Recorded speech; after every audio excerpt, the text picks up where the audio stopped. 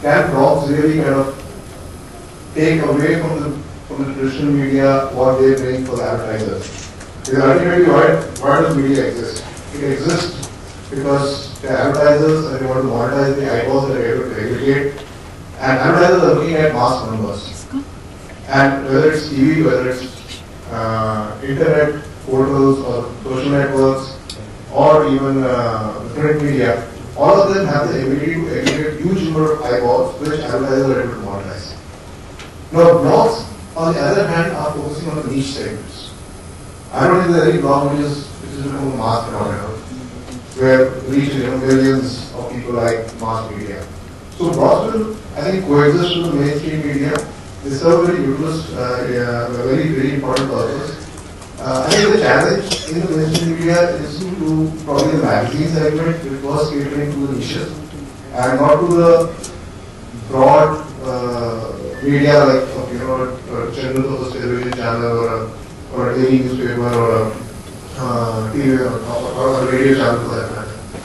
Yes, niche channels will of course face a similar challenge, whether it's on TV, whether it's in a magazine, or whether it's a newspaper, and that's a very niche focused product. We will face the challenge of blogs because blogs have the ability to deliver the same value proposition for a much larger audience in a much larger geography. And I think for the current, I'll probably reserve my comments to this. Maybe I'll ask one. You know, there are all sides of blogs. And the easiest way I can sum it up is by saying conventional media can co-opt blogs into their own system, create their own blogs, and therefore there is no need to make it see it necessarily in either or terms. And another way of looking at it is to say blogs are like water. You know, you have tap water, but that doesn't put mineral water out of business. There it is on your table right here. So conventional media, if they can filter stuff and package it in a more consumable form with brands around them, continue to exist. And some blogs will themselves, I would argue, that have already had in terms of brand and business models begun to resemble conventional media. So I think it's not really an either-or problem, but there is a case to understand the nuances of the game. Thank you. I didn't start off thinking about a revenue model. I started off because I wanted to write. I wanted to create. Do not forget that. That's the democratic thing about blogs. I mean, to impose a business model on top of a blog is not essentially, what we are talking about when it comes to blogging. Blogging is about self-expression through words, or photographs, or videos, or whatever you might have. And I think the business model, why does you writing an opinion piece about, I don't know, some ad agency or some new campaign, why should that be monetized? Don't you want to write it? But if you don't want to write it, then you're really faking it. And then you should go work for your... Maybe because, unlike you, I belong in a developing country where somebody has to worry about lunch. I mean, let's be very clear. India may be a first world country in thought processes, but in economic terms, we are still a third world country, and many of us have to worry about earning a living. Here's the thing, though. I didn't think that I'd work for a living. Nobody gave me anything. I certainly didn't have a government bailout for me, right? So you're talking about lunch. I think it is much easier to get a lunch here. It is much easier to get your health care taken care of. Especially at Wordcamp. Yeah.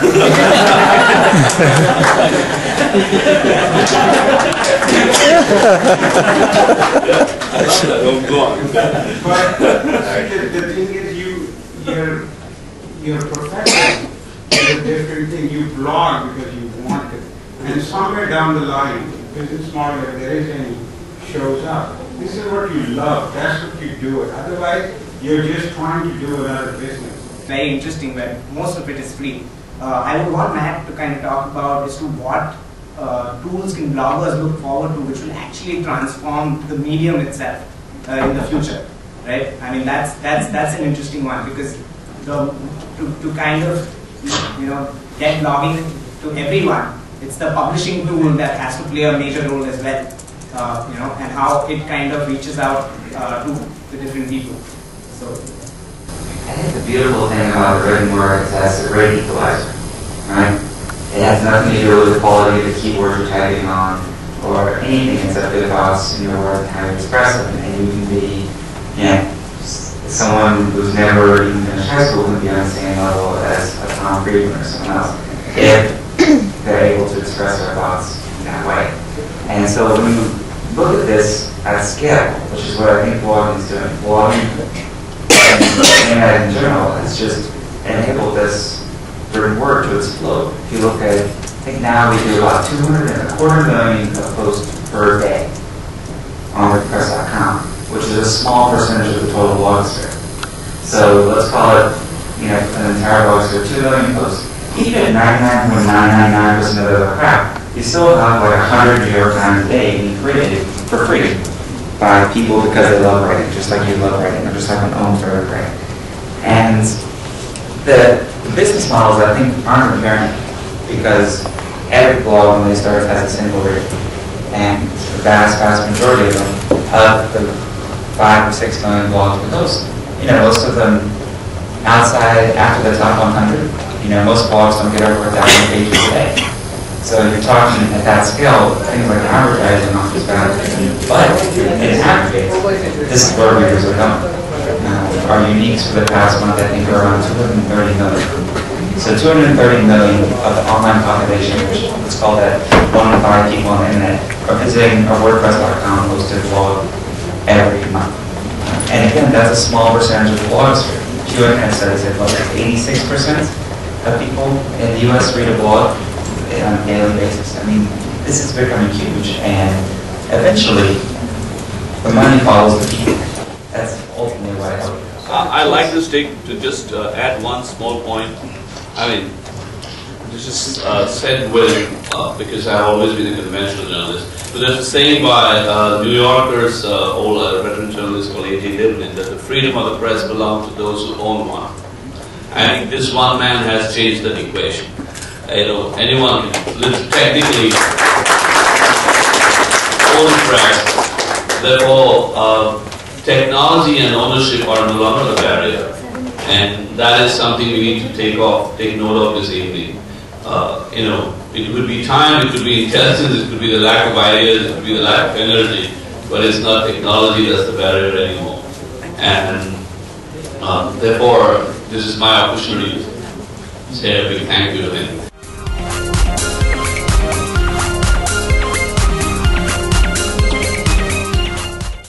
Well, it's been a great experience organizing this whole effort. We had tried to contact Matt since last year, and it was only now that he got free. So it was a wonderful experience meeting Matt and Om for the first time, and there's big celebrities in the internet space, but very normal, down-to-earth, fun, cool people in the real world. It was great fun knowing them, and of course organizing such an event where people travel from all over India. We have interesting sessions for everyone. Was definitely a good fun time for us. I think we should be doing another event of this scale soon enough, maybe even before a whole year finishes. But definitely we'll try to repeat the success again.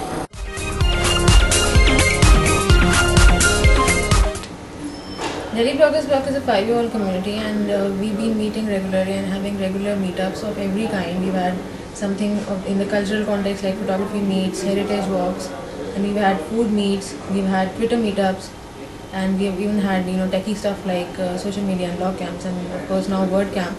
So the basic vision is to get the online community interacting, and also interacting offline and knowing each other personally, and meeting like-minded people. We will definitely try to form a consortium of bloggers who will stand up for their issues.